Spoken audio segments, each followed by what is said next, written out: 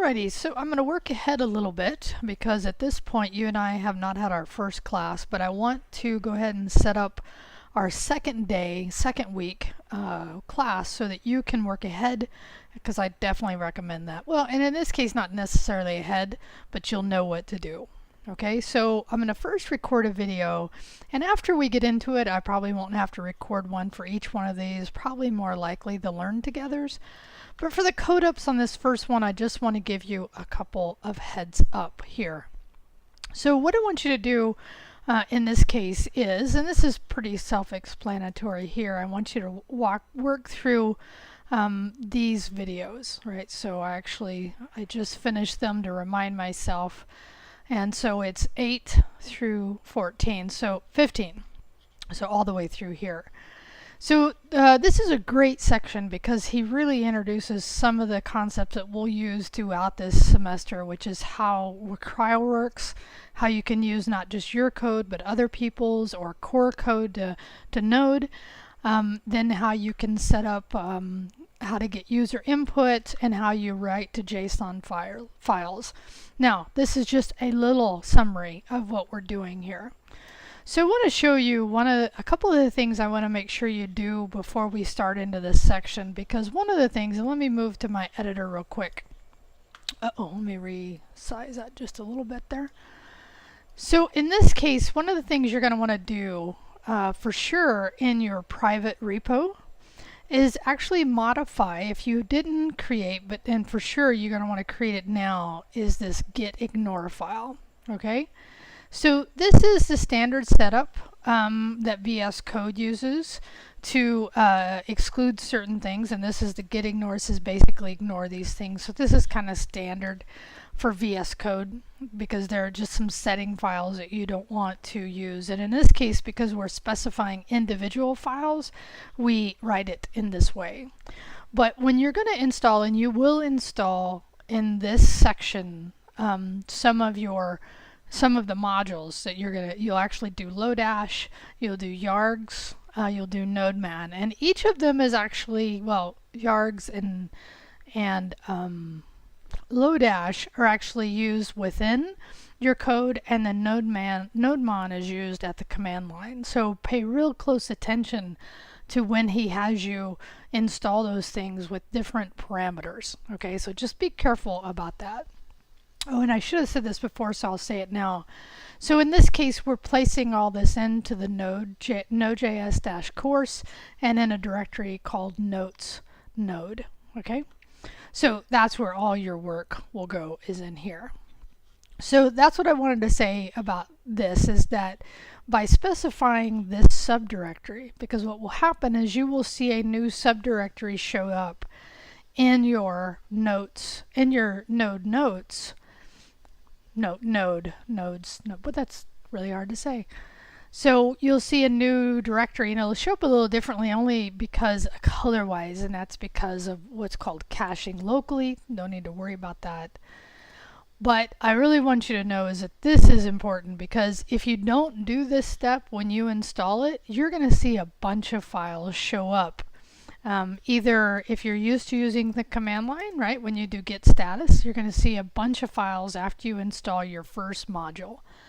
So it's really important. I just recommend doing this as soon as you place this into your editor, into your get ignore, assuming you have autosave turned on, which I'm just going to go up to file. Autosave is something I always turn on in VS Code, and I'm just hitting file. You can't really see that, but I hit autosave. You're going to want to make sure you've put that in there, because as soon as you do, if you happen to have done it kind of the opposite way that I'm saying, because you didn't catch this part, you can at any point do that, and you will see that in your Git. And then in this case, if you're new to VS Code, I'll probably cover this a little bit tonight, but you can see what files are ready to be ready for the workflow. And if you're just getting used to the workflow, right, that's okay too. We'll go over that tonight. But you'll see files here that have been modified, right? So I'm not going to go over that too much because we're going to talk about that then. Okay, so the last thing I want to say in this video is, in this case, I've also given you a link to something called try not to use sudo. Okay, now that's my comment. The article is actually from a guy named John Papa. So John Papa's kind of one of those cult heroes. Well, I wouldn't say cult. He's actually one of the well-known people, the zeitgeist in Node and JavaScript development. And here's why I'm saying this. If for some reason you're trying to install something with npm and you get an error message, it'll say like permission denied.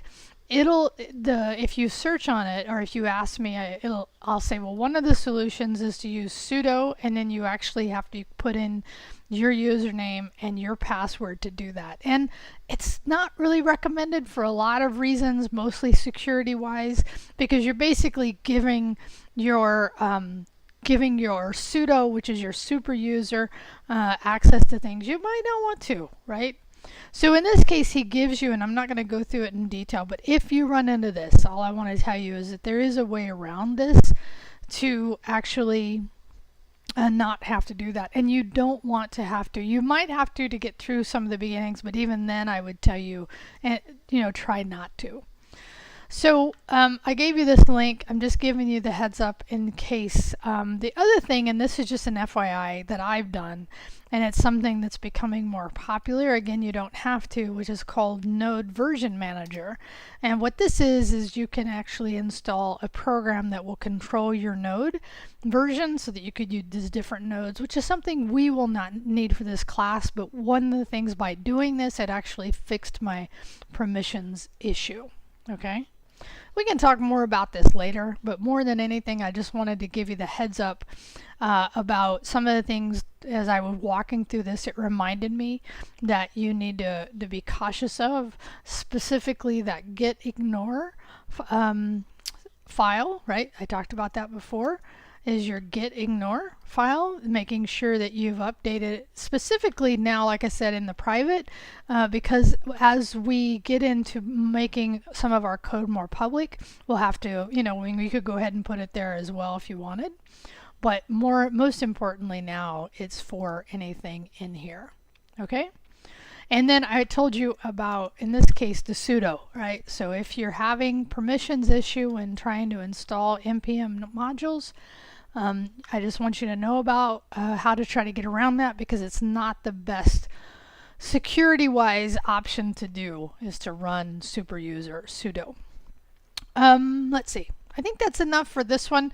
Like I said, there's some great stuff in here. Oh, actually there was one last thing, is to make sure you do a commit after each lecture, right? So what you could do there is actually just, and you can name it what, the section. So I've done maybe lecture 12 and section 3, right? So I've finished the coding for that one. And, get better about giving good messages, right? So we'll talk about messages tonight when we're together, so you'll have a reference for that. All right, so the next thing I'm going to do is actually work on the next item due, which is the learn togethers. All right, I'll talk to you soon.